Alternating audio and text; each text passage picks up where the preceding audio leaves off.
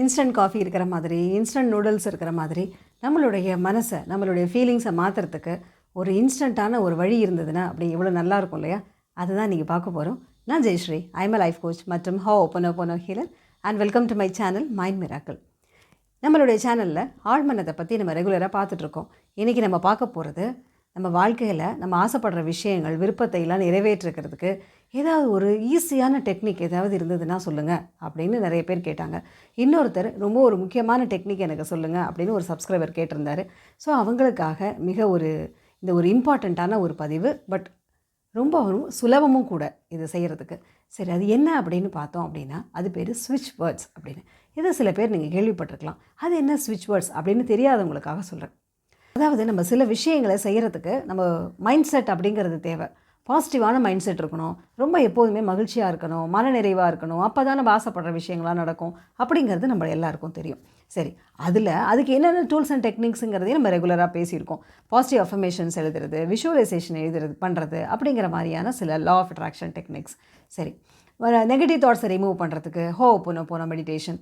So இத்தனை விஷயங்களையும் நம்ம தொடர்ந்து பார்த்துட்ருக்கோம். சரி, எனக்கு அதெல்லாம் எழுதுறதுக்கு எனக்கு டைம் இல்லைங்க, நிறைய கன்ஃபியூஷன்ஸ் எல்லாம் வருது எனக்கு. பாசிட்டிவ் அஃபர்மேஷன் எழுதுறப்ப எப்படி எழுதுறது அப்படின்னு டவுட் வந்துடுது அப்படிங்கிறவங்களுக்காக இந்த பதிவு. இது எல்லாரும் ஃபாலோ பண்ணலாம், ரொம்ப ஈஸியான விஷயம். சரி, இந்த ஸ்விட்ச் வேர்ட் அப்படிங்கிறத யார் ஃபஸ்ட்டு அறிமுகப்படுத்தினா அப்படின்னு சொன்னால், ஜேம்ஸ் டி மேங்கன் அப்படிங்கிற ஒருத்தர் தான் இந்த வார்த்தைகளுக்கும் நம்மளுடைய விருப்பங்கள் நிறைவேறதுக்கும் உள்ள அந்த தொடர்பை அவர் சொன்னார். அதாவது நம்மளுடைய சப்கான்ஷியஸ் மைண்டுக்கும் கான்ஷியஸ் மைண்டுக்கும் இல்லை பிரிட்ஜ் மாதிரி இந்த ஸ்விட்ச் வேர்ட்ஸ் வேலை செய்யும். ஸோ இந்த ஸ்விட்ச் வேர்ட்ஸை நீங்கள் சொல்ல நீங்கள் ஆசைப்படுற விஷயங்களை நீங்கள் உங்களால் நிறைவேற்ற முடியும் அப்படிங்கிறத அவர் சொன்னார். சரி, இந்த வார்த்தைகள் என்ன அப்படின்னு சொன்னால், ஆக்சுவலாக எல்லா வார்த்தைக்குமே ஒரு சக்தி இருக்குது, ஒரு எனர்ஜி இருக்குது. இப்போ உதாரணத்துக்கு நீங்கள் நடந்து போயிட்டுருக்கிறீங்க, அப்போது ஒரு பக்கத்தில் ஒரு போர்டு, ஏற்றாப்புல ஒரு போர்டு கண்ணில் படுது.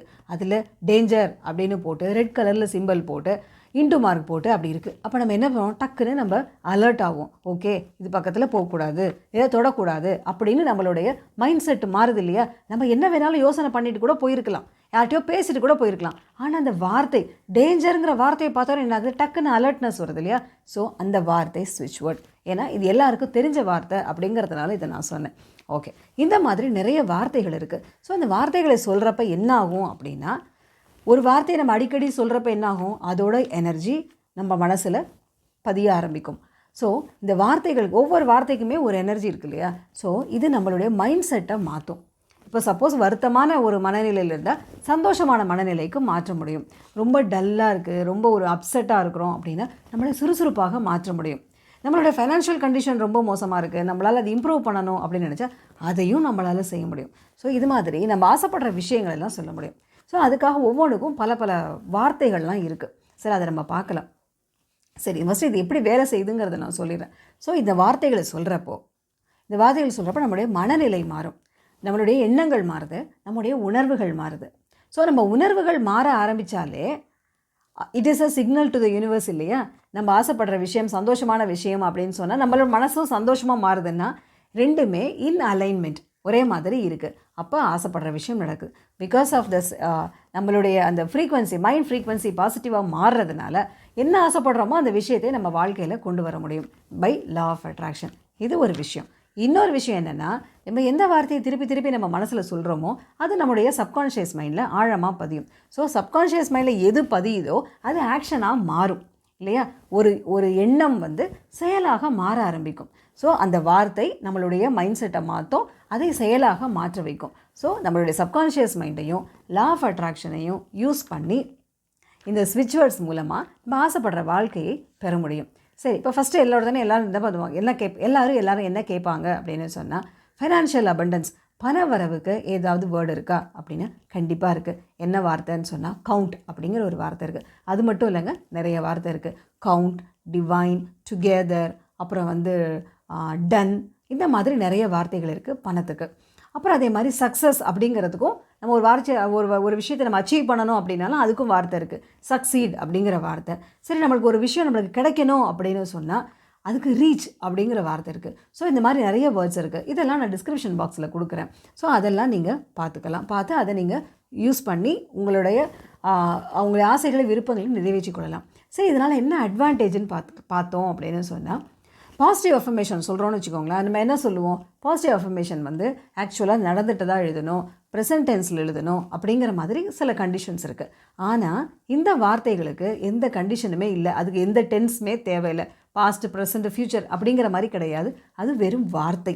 அதனால் அதை நம்ம எந்த ஒரு கன்ஃபியூஷனும் இல்லாமல் யூஸ் பண்ண முடியும். இது சொல்கிறது சரியா, நான் அஃபர்மேஷன் எழுதுறது சரியா இல்லை தப்பாக எழுதுகிறோமா அப்படிங்கிற டவுட் நம்மளுக்கு தேவை. அதனால் இந்த மாதிரி டவுட் எதுவும் நம்மளுக்கு வராது.